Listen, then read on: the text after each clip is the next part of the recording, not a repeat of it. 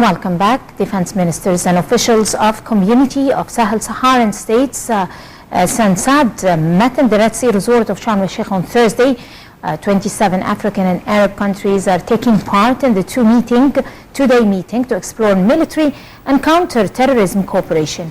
And addressing the opening session of the conference, Defense Minister General Saad Sobhi condemned recent terrorist attacks in Brussels and expressed hope the joint action would achieve its goals against terrorism. He reiterated that terrorism and extremism are big challenges facing negotiations, stressing the importance of fostering the international cooperation against terrorism. The minister reiterated full commitment to people to achieve peace and security. Meanwhile, Nigerian SANSAD Secretary General Ibrahim Sani Abeni described the situation in the Sahel-Saharan states as very worrying, citing weapons and narcotics trafficking and terrorist groups such as Boko Haram. He noted that this phenomenon knows no boundaries, stressing that no state can protect only itself. It requires a coordinated and concerted response. In a statement, he said the meeting would discuss draft agreements on military cooperation and conflict resolution and drug and arms trafficking. The meeting in Sharm is the fifth SANSAD Defense Ministers meeting since the bloc's founding in 1998.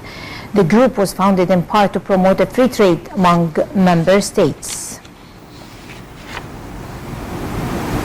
And on the sidelines of Sharm el-Sheikh meeting, Nile TV's Linda Abdul-Latif conducted the following interview with Tunisian Minister of Defense Farhat Harshani, who is participating in the fifth Defense Ministers meeting of the Community of Sahel-Saharan countries. I'm being joined right now by Tunisian Minister of Defense, His Excellency Farhat الخرشاني. معي وزير، شكرا لانضمام حضرتك لنا على قناة النيل.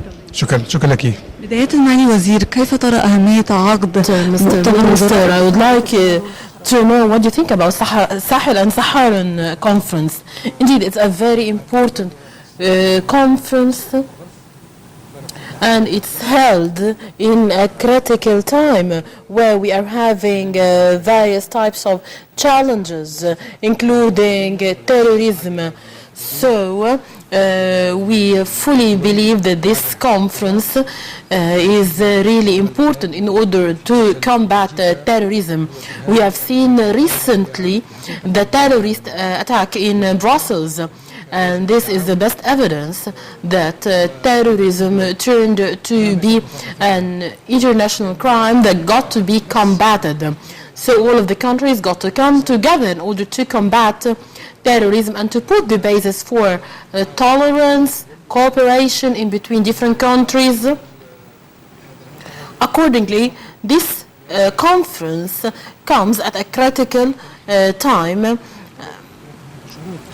But indeed, I would like to highlight here that we do have certain conditions that got to be met, not only security conditions. Recently, there have been a number of terrorist attacks in Tunisia. Tell us more about cooperation in Tunisia about this. We do have a national plan, a national strategy, and we do have full cooperation in between different entities and different organizations inside Tunisia in order to combat terrorism. So we do have that entity in charge of gathering the intelligence and gathering of information.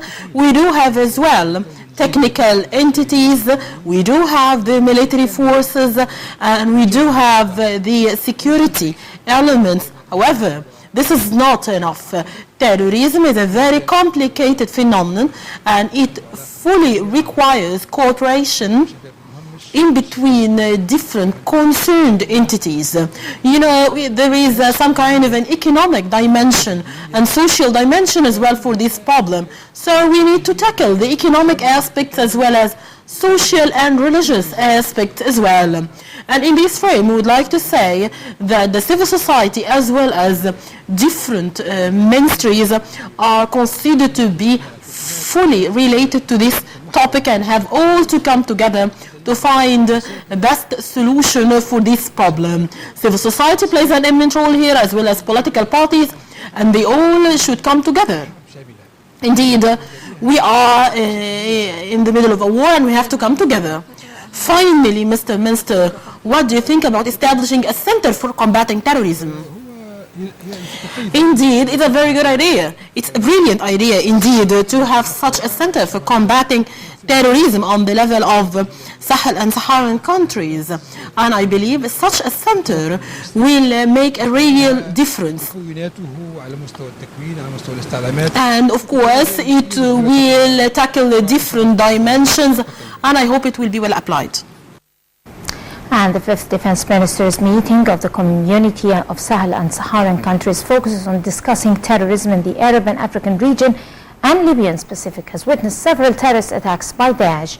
Nile TV's Linda Abdulatif conducted the following interview with the Libyan Chief of Army of Staff, General Abdulrazak al-Nazouri. I'm being joined right now by the Libyan Chief of Army Staff, His Excellency General Abdulrazak al-Nazouri. Deep thanks for being with us on the Nile TV. Thank you. At first, I would like to ask, what about the Libyan army and how do you combat terrorism in Libya? Undoubtedly, we've been fighting Daesh or ISIS for more than 2 years now, and we managed to liberate almost 90% of Benghazi as well as Derna.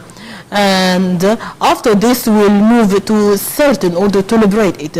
Indeed, the Libyan army has been fighting terrorism for more than 2 years without any help. How do you think this conference may help in combating terrorism? Indeed, I believe this conference is too late. It should have been held almost 2 years ago.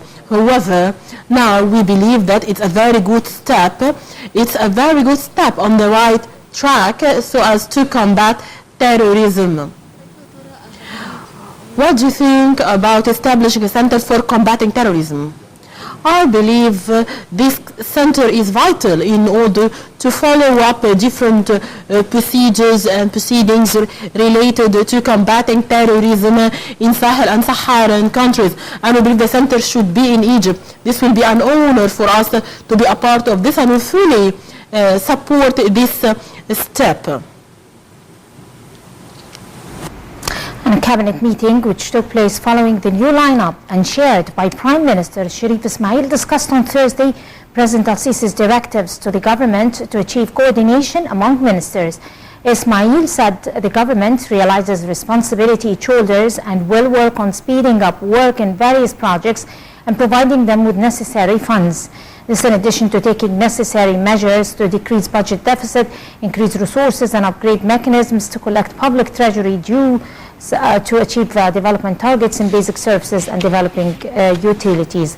The Prime Minister stressed the significance of communicating with media channels with transparency to unveil both current challenges and developments.